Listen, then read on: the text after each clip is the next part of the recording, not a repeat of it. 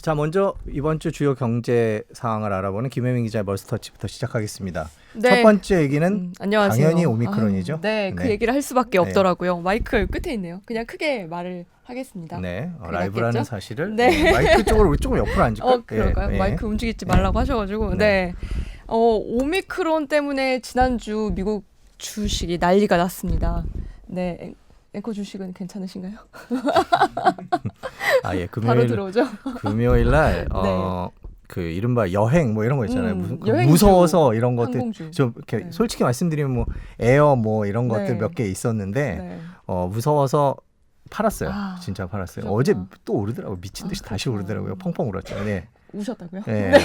그러니까 너무 이렇게 성급하게 움직이지 말라고 그렇게 여기서 얘기를 듣고도 그렇게 오미크론이 말씀도 하시고. 말씀도 하고 뭐 네. 투자라는 건 장기고 뭐 이러는데 네. 실제로 오미크론에 대한 얘기들이 퍼지니까 델타 생각이 나는 것 같아요. 그렇죠. 많은 투자자분들이 생각하시는 이유가 뭐냐면 네. 오미크론은 아직 모르지만 우리는 델타에 한번 당해봤기 때문에 일단 나 현금으로 들고 있을래 뭐 그렇지. 이런 성향이 네. 강했던 것 같아요. 네. 그래서요. 저번 주 금요일이 블랙 프라이데이였는데 정말로 검은 금요일이 됐습니다. 아, 그랬죠. 네. 그런데 지금 앵커 말씀대로 다음 주 월요일 날 바로 반등을 했었어요. 어제죠? 네. 네. 어제죠. 네. 반등했습니다. 네. 그러니까 금요일은 8개국의 국가가 2% 가까이 떨어졌다가요. 월요일 날 반등했고요. 하지만 그래도 아직 이 바이러스가 어느 정도의 위력을 갖고 있는지는 조금 더 기다려 봐야 합니다. 그게 한 최소 2주 정도의 시간이 필요한데요. 그 사이에 뭐 일본이나 이스라엘 같은 나라들은요. 벌써 전면 봉쇄를 하기 시작했거든요. 그래서 이런 게 또다시 경기 위축을 가져오지 않을까 이런 가능성도 조금씩 내비쳐지고 있습니다. 그래서 골드만삭스가요. 이 오미크론이 델타 변이보다 더 강력하다면 앞으로 이 세계 경제 성장률이 0.4%포인트까지도 떨어질 수 있다. 이런 전망을 내놨습니다. 근데 이거는요. 부정적인 시나리오이기 때문에 아직 뭐 확정적인 건 아니니까 참고만 하시면 되고요. 오늘 새벽에 이 연준 의장이죠. 네, 제롬 파월이 또 한마디를 했습니다. 네. 오미크론 변이가 이 고용과 경제 활동에 하방 위험을 가져오고 또 한 가지 이 인플레이션에 대한 불확실성은 크게 한다라는 얘기를 했거든요. 그런데 제롬 파월 하면 항상 생각나는 게 금리 인상이잖아요. 네. 이미 테이퍼링을 시작했고 금리 인상을 언제 할 건지가 지금 미국 주식시장에서 가장 큰 화두인데요. 그렇다면 세 가지 시나리오가 지금 어느 정도 점쳐지고 있다. 세 가지요? 네, 셋 나오고 중에 있더라고요. 하나. 네, 첫 번째는요. 첫 번째, 지금 이대로 간다. 지금 이대로 간다면 제가 말씀드린 이 테이퍼링은 속도를 그대로 유지하고 원래 내년 뭐 중반기쯤에 원래대로 간다. 하겠다. 네, 1번. 그게 첫 번째 시나리오고 2번. 두 번째 테이퍼링 속도를 빨리 하고 인플레이션 우려가 있다고 말씀을 드렸죠. 그렇기 때문에 테이퍼링 속도 빨리 하고 이르면 내년 봄에 금리 인상을 하겠다. 이게 두 번째 시나리오고요. 세 번째 시나리오는 뭘까요? 글쎄요. 네. 반대로 갑니다. 인플레이션 우려 때문에 반대로 이 오미크론 공포 때문에 테이퍼링 계획을 아예 중단한다는 거예요. 돈 푸는 거 네. 테이퍼링을 중단하면 돈 푸는 건 계속 되겠네요. 그죠? 그렇죠. 예. 이 중에서 가장 확률이 낮은 게 세 번째이기도 하고요. 예. 주가에는 세 번째가 제일 좋을 것 같기도 한데 실적. 그렇죠. 제 예. 생각에도 유동성이 커지는 거는 확보가 되는 건 세 번째입니다. 뭐 어쨌든 가능성이 큰 거는 뭐 큰 영향을 받지 않은 이 첫 번째라고 해요. 뭐 속도를 빠르게 하는 것도 사실 조금 위험하죠. 지금 그렇죠. 상황에서는. 지금 네. 상황에서는. 근데 이제 뭐 인플레이션 얘기를 했는데 이제 네. 어차피 또 이 오미크론이 델타처럼 되면 또 공급망에 문제가 생기겠죠. 많은 분들이 일터로 나오지 못하는 상황이 될 거고 그렇게 되면 네. 또 물류가 모자라고 힘들고 이런 상황이 될까 봐 연준은 걱정이 심한 것 같은데 네. 실제로 뭐 미국 CNBC나 블룸버그 같은 걸 봐도 전문가들의 의견이 엇갈리는 것 같아요.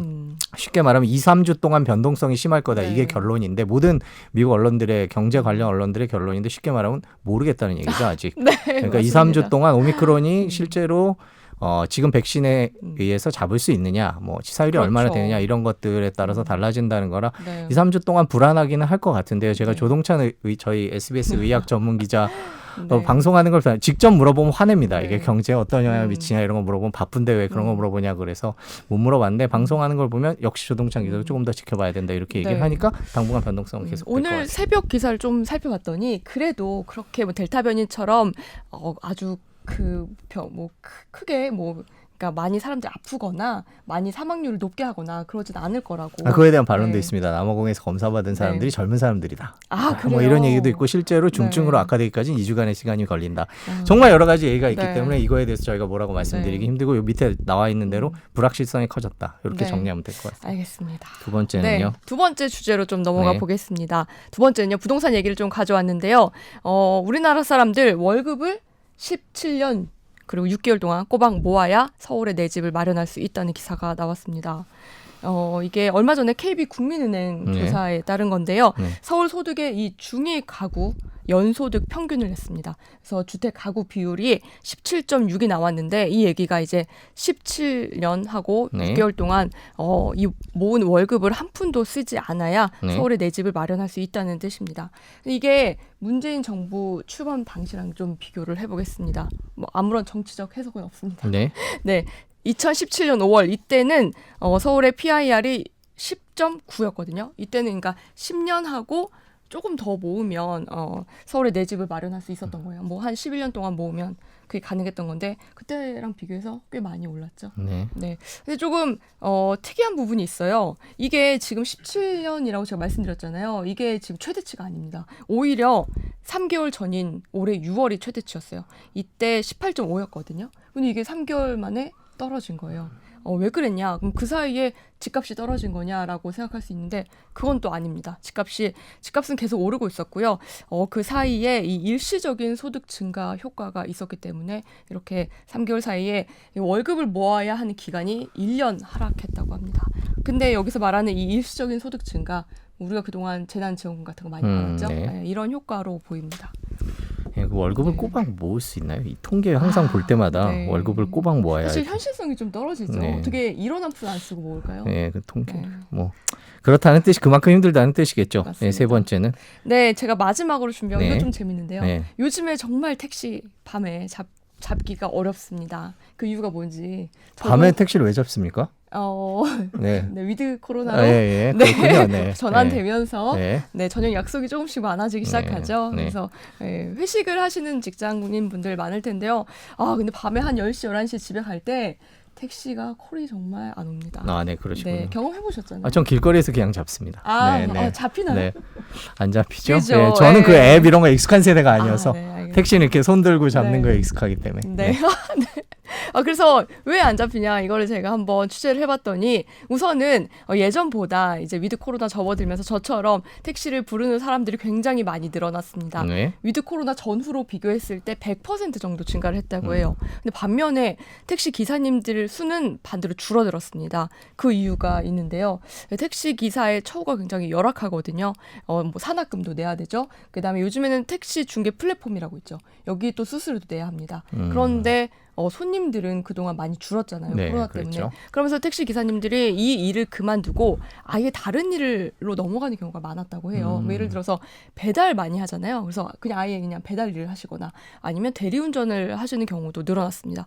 그러면서 택시 기사 수가 줄어드니까 갑자기 이렇게 수요가 확대가 됐을 때 공급이 이걸 떠받쳐 주지 못하는 거죠. 그런데 이게 꼭 우리나라의 상황만은 아닙니다. 신기하게도 해외 다른 나라에서도 비슷한 상황이 벌어지고 있는데요.